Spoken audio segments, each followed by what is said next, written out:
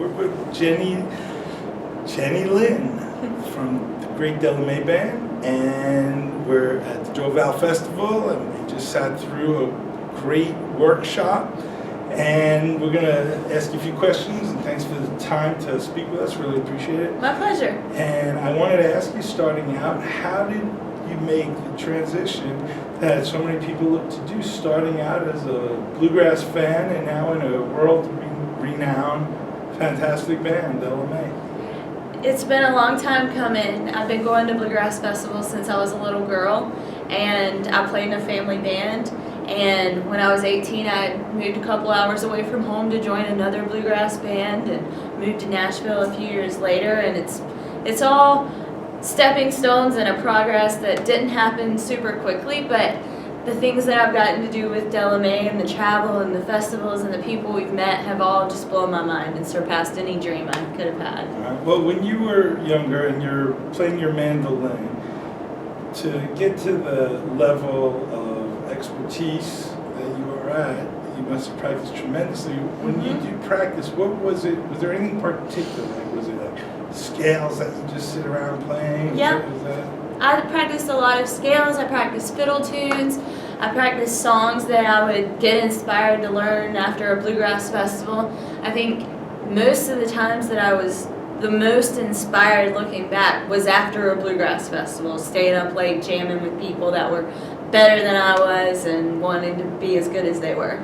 Right, yeah, that's terrific. Everyone's always better, and oftentimes people feel that they don't want to play with others because of that, but you were happy to just jump right in and learn from others? Yeah, and the bluegrass community is really great because most of the time if you're learning, someone at the festival will give you a chance to jam with them. And I was really lucky to grow up around a lot of people that let me sit in. What area was it? I grew up in the southeast, on the coast in South Carolina. What were some of the festivals that you... We had a festival every Thanksgiving weekend in Myrtle Beach, just outside of the town that I grew up in, Conway. So my family and I always went to the Thanksgiving festival there. It was a 3-day festival. Ralph Stanley was there, Bill Monroe, a lot of the greats. Jim and Jesse would always be there. So we did that festival every year. And then in the summertime we went to a North Carolina festival called the Denton Bluegrass Festival. And that was Joel Lawson and Quicksilver's homecoming festival every year. Are these festivals still around? They are. The Denton Festival has changed a little bit, but both of the festivals are still in operation. Oh, wow, that's great. Mm-hmm. Now, when you play now with so many people, it's always so impressive. It seems you just start jamming like you guys have been practicing together forever, but who are some of the people that you get to play with?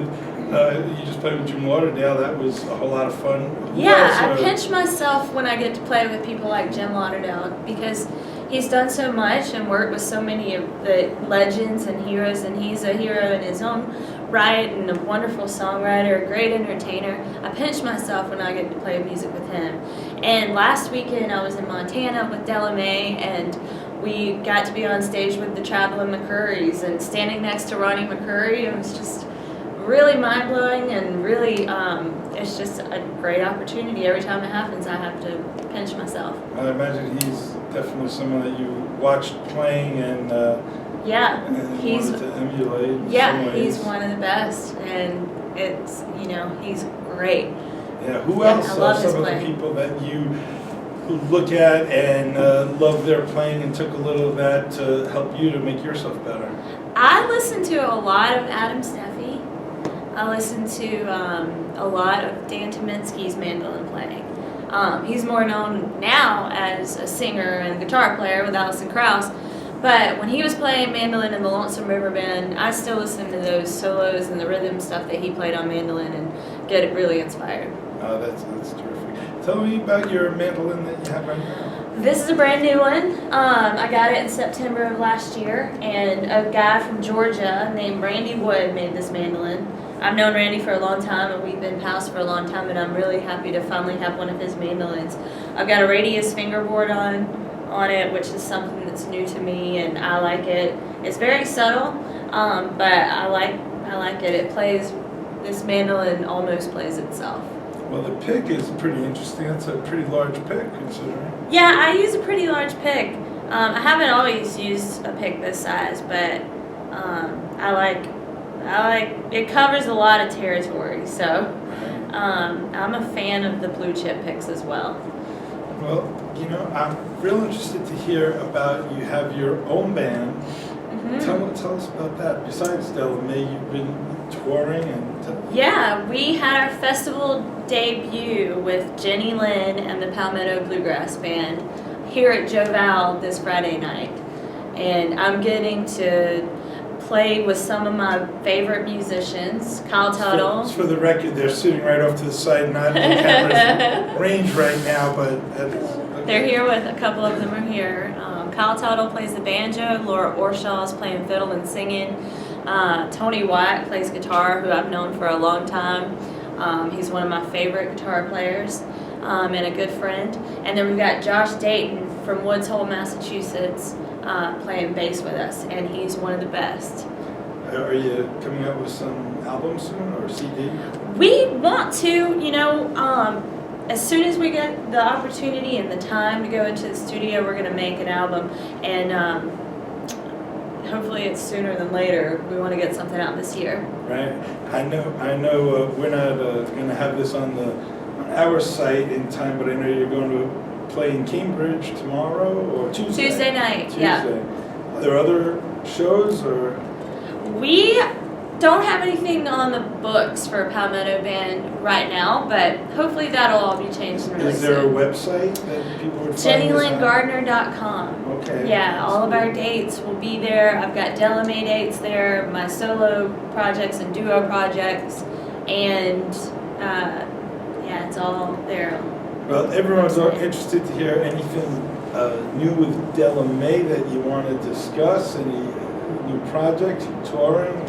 Yep, we're touring this year, and we have a new album coming out, actually. Oh, that's great. So we're really, really excited to get this album out. I think it's going to come out in May.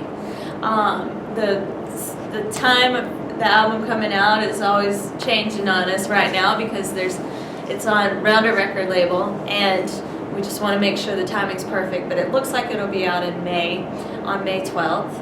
And I'm really excited about this album because it's the truest form of who we are as a band right now. We've been touring together almost 5 years, and we've really grown together as a band. We got to work with a phenomenal producer named Jakir King on this album, so I'm really excited to get this album out. So is the album still in the works? Nope, we have wrapped it up. So. Wrapped it up? Yeah, we snuck into the studio, I like to say. And you have a lot of festivals. I know Gray Fox you're going to be at. Yeah, we'll be at Gray Fox, and the most recent festival coming up, it would be after this one. We're headed out to Seattle for Wintergrass, and we're also doing another Europe tour, and we've done 3 State Department tours now, doing Diplomacy Through Music tours. So we'll be doing another tour this year. I don't know where we're going yet, but that'll happen at the end of the year. I remember reading some interesting stories about when you guys were in some areas overseas, and the audience is very into you. We've now been to Central and Southern Asia. We've been to the Middle East, and we've been to Brazil, and on doing these diplomacy tours. And it's a great way to make friends from people from different countries with different cultures that we may not know much about, and they may not know much about American culture. And going to talk about bluegrass is something that's really special for us because it is music that was born in America, and it's something that we can talk about and make friends and do a cultural exchange. That's terrific. Yeah. Well, thank you very much. Thank you. Is it okay? Would you like to play us out with something? Sure.